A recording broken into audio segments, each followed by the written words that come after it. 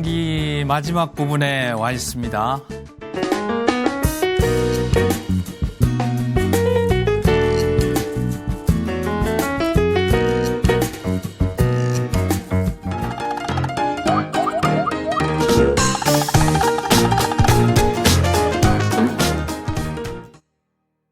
드디어 그 유다가 멸망하는 부분인데요.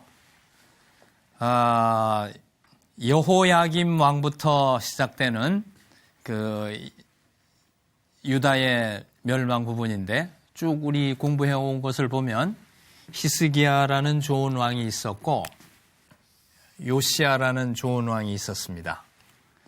그리고 이제 여호아스까지 지난 시간에 공부했는데 그 뒤에 여호야김, 시드기야 이 부분이 아주 격동기이고 예레미야, 에스겔이 활동했던 때고, 그러니까 사실은 다른 왕들은 정확히 그때 정황이 어땠는지 잘 모르는데 그 예레미야하고 에스겔이, 예레미야는 요시야 때쯤부터 활동해가지고 시드기야 나라가 망할 때까지 지켜본 사람이고요. 한 40년 선지자 활동을 했습니다. 에스겔은 여호야긴이 잡혀갈 때 같이 잡혀가서 한 5년쯤 뒤부터 선지 활동을 시작했는데, 그러니까 시드기야 때까지, 나라가 망할 때까지, 그리고 망한 다음에도 이렇게 활동을 했습니다. 활동을 했는데 이 사람은 바벨론 땅에서 예언 활동을 했죠. 그러니까 여호야김, 시드기야 이때의 어떤 정황이었나 하는 게 예레미야나 에스겔에 보면은 아주 생생하게 알 수 있어요. 그래서 그런지 이 나라가 망할 때 부분은 굉장히 구약 이스라엘 역사에서도 중요한데요. 자, 히스기야와 요시야라는 좋은 왕이 있었는데 그 다음에 이어지는 왕들은 다 실패한 왕들이었습니다. 그래서 여기 여호아스까지 쓰다 말았습니다만은 공부하고 말았습니다만은 여호아스가 3개월 이 사람은 요시야가 망하고 바로 아들인 여호아스가 왕이 됐어요. 근데 3개월 후에 애굽 왕 바로 누구가 와서 폐위시켜 버렸어요. 괘씸한 거죠. 요시야가 자기들을 가로막고 전쟁 못 나가게 했었기 때문에 와서 보복하려고 와 보니까 왕이 돼 있으니까 폐위시켜버리고 여호야김을 왕으로 삼습니다. 그래서 여호야김이 11년 다스리는데요. 한 번 또 느부갓네살이 와서 거의 폐위를 시킬 뻔하다가 봉신으로 그냥 왕으로 놔둡니다. 그런데 여호야김이 바벨론에 반역해가지고 그 어려움을 겪다가 아마 여호야김도 암살당하지 않았을까 생각이 드는데 느부갓네살이 쳐들어오기 전에 죽어요. 자연사했는지 암살됐는지 정확치 않습니다. 정확치 않은데 어쨌든 여호야김이 느부갓네살이 쳐들어와가지고 반역하니까 쳐들어와가지고 자기 봉신으로 삼았는데 쳐들어와서 보니까 아들인 여호야긴이 왕이 돼 있어요. 그러니까 이 사람을 폐위시켜 버렸어요. 이 사람도 0.3년이 아니구나. 3개월이니까 12분의 3년이고 12분의 3년 여기도 그러고요. 12분의 3년 폐위시켜 버리고 시드기야를 왕으로 만들었습니다. 그래서 이 사람이 11년 이렇게 다스리게 됩니다. 이렇게 좀 복잡하게 돌아가는데 어쨌든 자 여호아스부터 시드기야까지 족보로는 어떻게 되냐면 요시야가 아버지입니다. 아버지인데 아들이 여럿 있었어요. 여호아스가 셋째 아들인데 먼저 왕이 됐습니다. 그리고 여호야김이 둘째 아들인데 그 다음에 왕이 됐습니다. 그 다음 왕이 된 건 여호야긴이에요. 왕이 된 순서로는 1, 2, 3, 4. 그리고 느부갓네살이 와서 왕을 만든 건 시드기야죠. 그런데 시드기야는 여호야긴의 삼촌입니다. 그러니까 삼촌이 왕이 됐기 때문에 정통성이 좀 떨어져. 여호야김 다음에 여호야긴, 그 다음에 여호야긴의 자식 이렇게 가야 맞는데 삼촌을 왕으로 세워놨기 때문에 시드기야는 요시야의 아들이거든요. 시드기야는 정통성이 계속 의심됐어요. 그러니까 통치가 어려웠어요. 신하들한테 끌려다녔어요.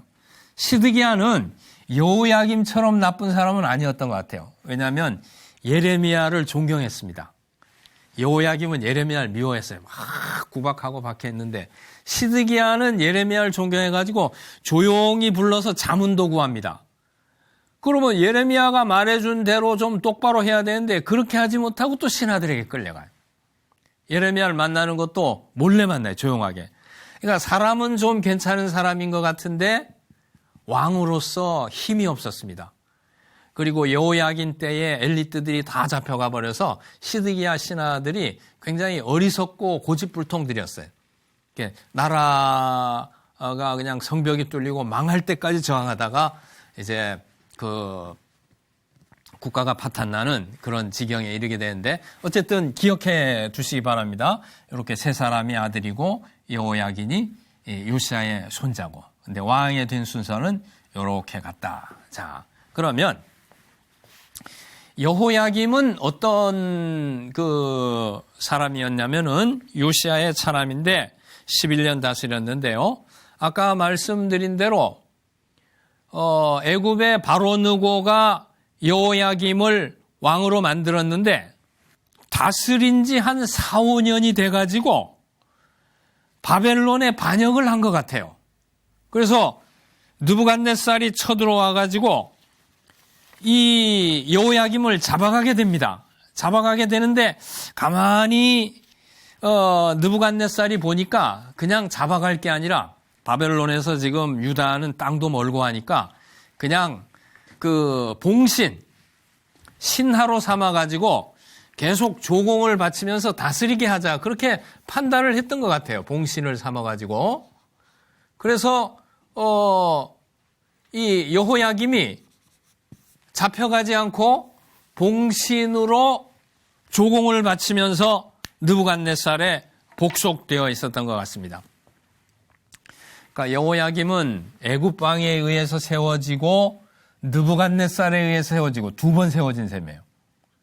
여호아스, 여호야긴은 자체적으로 세워진 왕이고 요시야 죽은 다음에 여호아스는 그냥 왕이 됐죠. 그다음에 여호야김 죽은 다음에 여호야긴은 그냥 왕이 됐죠. 이렇게 자체적으로 왕이 됐고 여호야김은 애굽 왕에 의해서 한번 세워지고 바벨론 느부갓네살 왕에 의해서 한번 세워지고 시드기야는 느부갓네살에 의해서 세워지고 이렇게 되었습니다. 자, 그러면 이 여호야김에 대해서는 어떤 기록이 성경에 남아 있냐면은 재위한 지 5년에 예레미야가 예언한 두루마리를 잘라서 불에 태웁니다. 그러니까 하나님께서 여호야김처럼 여호야김도 하나님을 두려워하지 않고 우상을 좋아하고 또 나라를 불의하게 다스리고 이런 사람이었죠. 그러니까 예레미야가 그 하나님께서 주시는 말씀을 기록해 가지고 여호야김처럼 하게 되면은 여호야김도 죽게 될 것이고 또 나라도 망할 것이다. 그런 예언을 이제 적어 가지고 줬는데 예레미야가 그 두루마리를 불태워 버려요. 그러니까 하나님께서 아주 그것을 좋지 않게 보시고 예레미야한테 다시 기록하라고 그러고 왕에 대해서 더 심판이 임할 거라는 경고를 청각해 해서 두루마리를 다시 주게 됩니다. 예레미야가 예언한 대로 되었어요. 이 여호야김은 친애굽파의 영향으로 바벨론을 배반하게 됩니다. 조공하던 것을 그치고, 이건 작은 나라니까 이 복속된 데서부터 독립하려고 많은 노력을 했을 거 아닙니까? 예, 그래가지고 배반을 하는데 그 결과 느부갓네살이 쳐들어온 거예요. 602년에 주전 602년에 쳐들어와가지고 그 다음에 죽은 것은 598년쯤 되는데요. 아마 이 공격이 계속되었는지 그 다음에 다시 공격이 있었는지는 모르지만은 어쨌든 여호야김은 느부갓네살의 공격을 받는 중에 그냥 죽게 됩니다. 존 브라이트라는 그 구약사학자는 나라가 이런 어려움에 처하게 됐기 때문에 반동 세력이 일어나서 여호야김을 암살했을 거라고 보는 거예요. 아까 지난주에 공부할 때에 그 히스기야를 치러 쳐들어왔던 산헤립이 18만 5천을 잃고 철수하잖아요. 나라를 다 이렇게 망하게 하니까 내부에서 반란자가 생겨가지고 산헤립을 죽이고 만 것입니다. 여호야김도 비슷한 경우예요. 지금 잘못해서 바벨론과의 관계를 잘못한 결과로 느부갓네살이 쳐들어와서 망하게 되니까 안에서부터 여호야김을 살해했을 가능성이 있죠. 자, 이렇게 돼서 여호야김은 죽게 되고, 여호야김이 죽으니까 여호야긴 아들이 왕이 됐는데 느부갓네살은 와서 이 사람을 폐위시키고 포로로 잡아가고 그리고 시드기야를 왕으로 세우게 됩니다. 여호야김은 하나님 말씀에 대해서 아주 불경건한 태도로 적대심을 가지고 대한 사람이고요. 우상숭배를 많이 하고 언제나 나오는 거예요.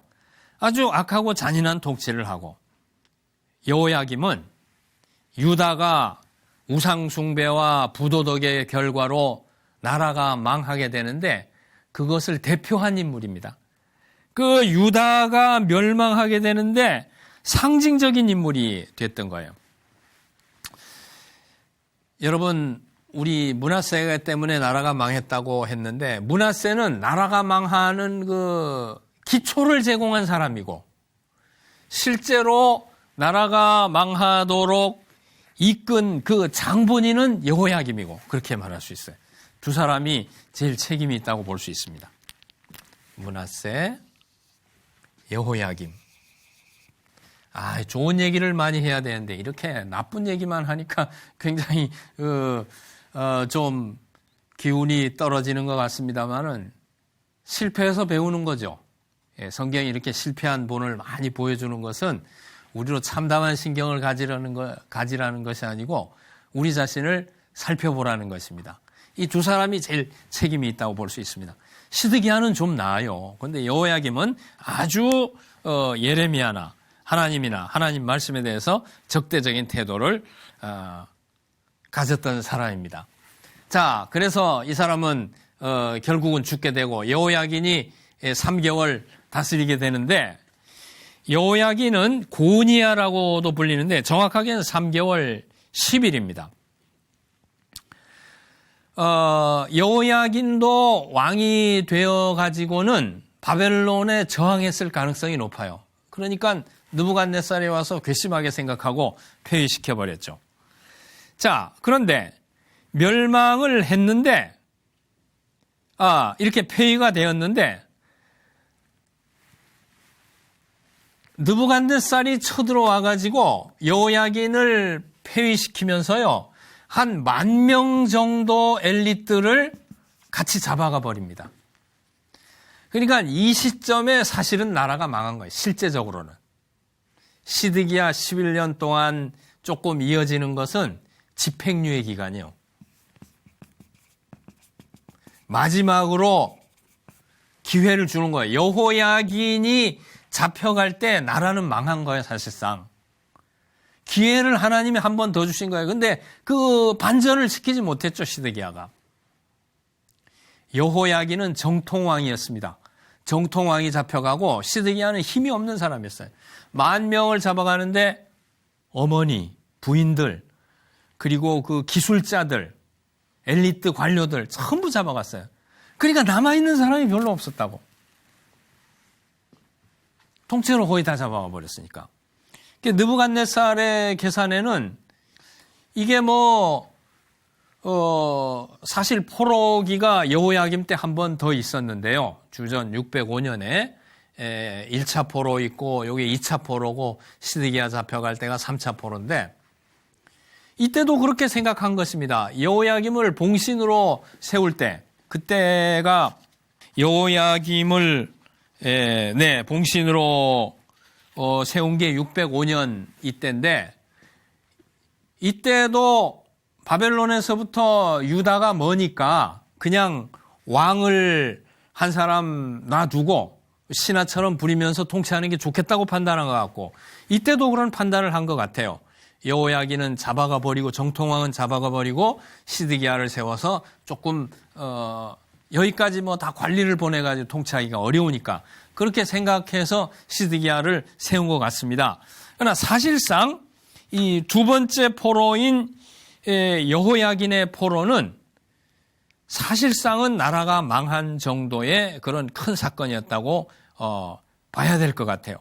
문제는 집행유예 기간 11년 동안 유다가 합격점을 받지 못했다는 것이죠. 그래서 완전히 나라가 끝나고 말았지만은, 여호야긴은 잡혀가서 느부갓네살이 죽기까지는 계속 감옥에 있었습니다. 그러다가 느부갓네살의 다음 왕인 에윌 무로닥이 즉위해서는 여호야긴에게 자유를 줬어요. 무슨 감동을 받았는지 모르지만 여호야긴에게 자유를 주고 왕의 상에서 먹게 하고 필요한 것을 다 공급했어요. 상당히 정통 왕에 대한 일정한 존대를 표한 것인지 어떤 이유인지 모르지만은 여호야긴은 이런 취급을 받았습니다. 성경도 그렇고 유다 백성들도 그렇고 여호야긴에 대한 미련이 컸던 것 같아요. 그래서 시드기야가 권위가 없이 신하들의 눈치를 본 것도 사람들이 다 여호야긴을 왕으로 생각했기 때문에 그럴 가능성이 있고, 그 다음에 예레미야 끝에나 이 열왕기 하 끝에도 보면 여호야긴의 회복으로 역사를 마감하는 것도 보면 이스라엘의 역사 기술 자체도 여호야긴을 굉장히 존중하고 있는 것으로 보입니다. 그리고 뿐만 아니라 예수님 족보에는 마태복음 1장 12절에 보면 예수님의 조상으로 여고냐가 언급되고 있어요. 고니야하고 같은 이름인데 여호야긴을 말합니다. 그러니까 그 메시아의 족보도 이게 전부 다윗에서 쭉 내려오는 거잖아요. 다윗에서 쭉 히스기야, 요시야 이렇게 해서 쭉 내려오는데 예수님의 족보도 여호야긴을 따라가고 있다고. 이 사람은 소외가 됐어요. 좀 불쌍해, 이 사람은. 예. 이 계통을 신약성경 마태복음도 따르고 있는 거 보면 구약 시대나 성경 기자들의 전 의식이 여호야긴에게 모아지고 이 사람을 정통왕으로 생각했던 것 같습니다. 그러니까 제가 여호야긴이 잡혀감으로 사실상 나라가 망했다고 말씀드리는 것도 그런데 좀 근거를 두고 있는 것입니다. 자, 그 다음에 마따니아라고 이름했던 그 시드기야인데, 이름을 바꿔서 시드기야인데, 이름은 굉장히 내용이 좋습니다. 시드키는 의입니다. 의, 나의 의. 야는 여호와고, 여호와는 나의 의, 또는 여호와의 의, 이런 뜻이에요. 그 이름은 좋은데 이름에 걸맞게 통치를 못했는데요. 이 사람은 바벨론의 꼭두각시였습니다. 그리고 아까 말씀드린 대로 힘이 없는 왕이었고 정통성을 인정받지 못했고, 그리고 그 관료들은 전부 무지했어요. 무지하고 무모하고 어리석었습니다. 시드기야는 11년 통치를 하면서 이웃나라와 좋은 관계를 가지려고 노력하다 보니까 애굽과 동맹을 맺게 됐는데 바벨론이 이것을 자신들을 배반한 걸로 고려를 했어요. 그래서 선전포고로 간주하고 유다 땅을 침략합니다. 침략할 때 또 기근이 겹칩니다. 그래서 여호야긴이 잡혀간 것은 597년 주전입니다. 그리고 시드기야 11년 돼서 586년에 드디어 느부갓네살의 군대 장관이 성벽을 깨고 쳐들어와서 예루살렘이 정복되고 맙니다. 그리고 성전을 불태우고 맙니다. 예레미야가 이게 잘 나오죠. 예레미야는 그걸 두 눈으로 다 봤어요. 선지자가 얼마나 어려운 일인지 모릅니다. 에스겔은 바벨론에 가 있으면서 소문으로 들어요.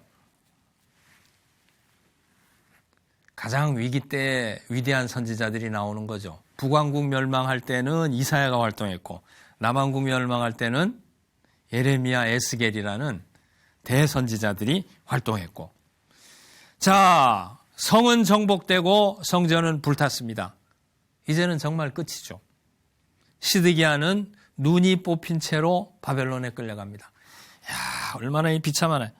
자식들은 자기 보는 목전에서 다 죽임을 당하고 예언대로 정확히 되고 말았습니다. 예레미야 34장 3절에 보면 시드기야는 왕을 보았고 그의 눈들은 뽑혀졌고 그리고 바벨론에 끌려갔는데요. 에스겔 12장 13절에 보면은 그 땅은 시드기야가 보지 못할 땅이었다 그랬어요. 보지 못할.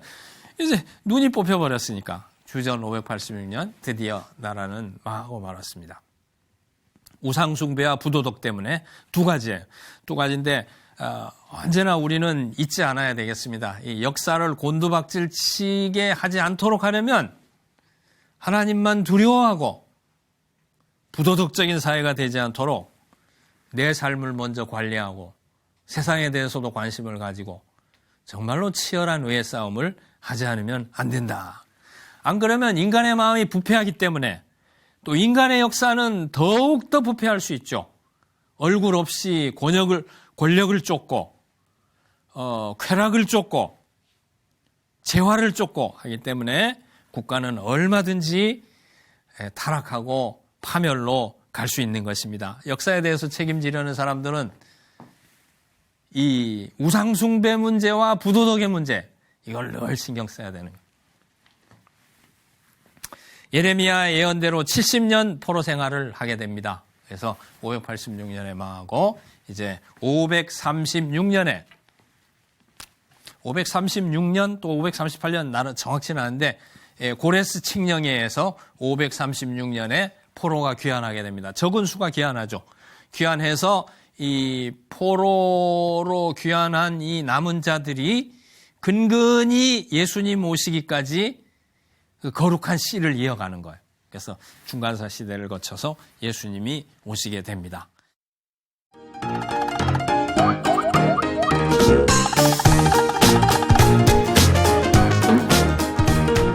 이스라엘은 어떻게 보면 불쌍한 민족이죠. 그 사람들이 희생함으로 우리는 복받았습니다. 그 사람들의 역사는 물론 하나님께서 그 선민을 축복하시긴 하셨지만은 오늘날 우리 예수 믿는 그리스도인들에게 그 교훈과 진리를 주시기 위해서 활용된 역사예요. 그러니까 이런 그 우리에게 거울로 비춰주는 이거를 몸소 겪은 사람들이니까 우리는 굉장히 미안하고 참 안 됐어요. 불쌍한데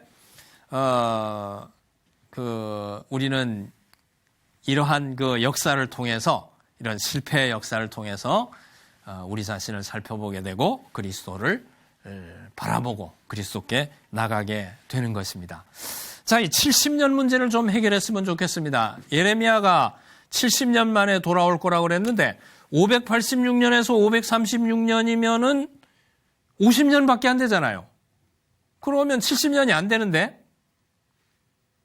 그래서 이 50년밖에 안 되기 때문에 이 문제를 해결하기 위해서 또 노력들이 있었습니다. 두 가지로 이 70년을 이해하는 방법이 있는데요. 70년 포로 기간은 어째서 70년이냐? 첫째는 정치적인 포로기를 생각해.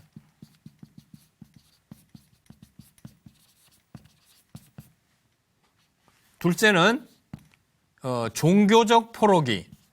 이렇게 해결하는 방법이 두 개라고 볼 수 있습니다. 정치적 포로기는 이렇게 보는 거예요. 586년에 망하긴 했는데 최초 잡혀간 게 605년이거든요. 포로가 3번이 있었어요. 포로기. 1차 포로기. 1차 포로는 605년. 요거는 여호야김 다스릴 때, 여호야김 제위한 4년쯤 돼가지고 아까 말씀드린 대로 4년쯤 돼서 바벨론에 대해서 배반하기 때문에 느부갓네살이 와서 이 여호야김을 잡아가다가 또 돌려보냈습니다. 어쨌든 여호야김이 첫 번째 낭패를 당한 1차 포로기. 이때 포로로 잡혀간 게 다니엘이에요. 다니엘. 그 다음에 2차 포로가 있습니다. 2차 포로. 2차 포로는 597년. 요거는 여호야김 잡혀갈 때. 그렇죠? 여호야김 때, 그 다음에 여호야김 잡혀갈 때. 그러니까 이 시점은 여호야김이 죽은 때죠. 죽고 여호야김이 왕에 올랐을 때. 자, 597년에 누가 잡혀갔습니까? 여호야김이 잡혀갔죠. 또 같이 잡혀간 사람. 에스겔이 잡혀갔어요. 이때는. 유망한 인물들이 다 관계됩니다. 자, 그리고 세 번째 3차 포로. 이게 진짜 나라가 망한 겁니다. 시드기야 때 나라가 망한 거. 586년. 이때는 성전이 불타고 성벽이 허물어지고 성전이 불타고 남아있는 그 사람들이 다 잡혀가고 이렇게 세 번이라고 볼 수 있습니다. 이건 유다의 멸망이죠. 그러면 포로 제가 말씀드릴 때 이게 사실상의 나라의 멸망과 같다 이렇게 말씀드렸으니까 2차 포로도 중요하고 그러나 이때도 한번 느부갓네살이 와서 나라를 멸망시킨 거나 거의 마찬가지죠. 그래서 이렇게 세 번에 걸쳐서 하나님이 기회를 여러 번 주신 것 같아요. 이렇게 다시 깨달아라. 다시 깨달아라. 이제는 정말 안 되겠다. 이렇게 간 것 같은데 요 1차 포로로부터 계산하면 536년의 귀환이 한 70년 정도 됩니다. 그렇죠. 횟수로 605에 536 빼면 69. 요 횟수까지 넣으면 70년이 됩니다. 이렇게 보면 예레미야가 말한 70년이 설명이 되죠. 가능하겠죠? 예. 그러나 이런 견해도 있어요. 종교적 포로기로 봐서 어떤 가능성이 있나 하면은 586년에 망한 건 맞아요. 586년에 완전히 망했어요. 586년에 망했는데 이때 성전이 불탔지 않습니까? 성전이 불탔는데 성전이 재건된 건 516년이거든요. 그 수르바벨이 돌아와서 한 520년경부터 짓기 시작해서 성전이 완전히 그 낙성한 거를 516년으로 보게 되면은 이게 70년이 됩니다. 70년. 즉 무슨 말이냐면 예레미야가 말한 것은 꼭 국가의 이런 정치적인 멸망이 아니고 성전이 없어지면 그건 하나님의 임재가 없어지니까 선민의 존재가 없어지는 거니까. 그 성전이 없어진다고 하나님의 헤세드가 없어진 건 아니지만은 하나님께서 이제 이스라엘 백성을 세울 때 가장 중심이 되는 성전이 무너졌기 때문에 이것이 돌아오기는 536년에 돌아왔는데 성전이 완전히 건설된 건 516년이니까 성전이 건설된 요 기간까지 성전에서 성전하면 이제 종교적 포로기로서 70년 포로를 설명할 수 있다. 이렇게 한 두 가지 정도의 설명이 가능합니다. 자, 이렇게 열왕기의 내용을 조금 시간이 걸렸습니다만은 선지서의 배경도 되고 특별히 나라가 망할 때쯤은 계시사에서 굉장히 중요한 시점이기 때문에 좀 시간을 들여서 공부를 좀 여러 시간에 걸쳐서 공부를 하였습니다. 이렇게 해서 586년에 나라가 망하고 이제 536년부터 돌아오고 516년에 성전이 완성되고 이렇게 되는데 자, 586년에 국가가 망하고 종교가 망했죠. 그럼 하나님 은혜도 없어지나요? 그건 아닌 것입니다. 징계는 정말로 인간이 받아들이기에 어려울 정도의 혹독한 이런 징계였지만 하나님의 은총은 계속되는 거예요. 이제 포로의 귀환이 되는데 에스라 3장 11절에 보면 성전 지대를 놓으면서 에스라가 한 노래가 있습니다. 여호와께 감사하라. 그 인자하심이 영원함이로다. 나라가 망하고 성전이 불탈 때에 하나님 은혜도 끝이고 모든 게 끝이라고 생각했을지 몰라요.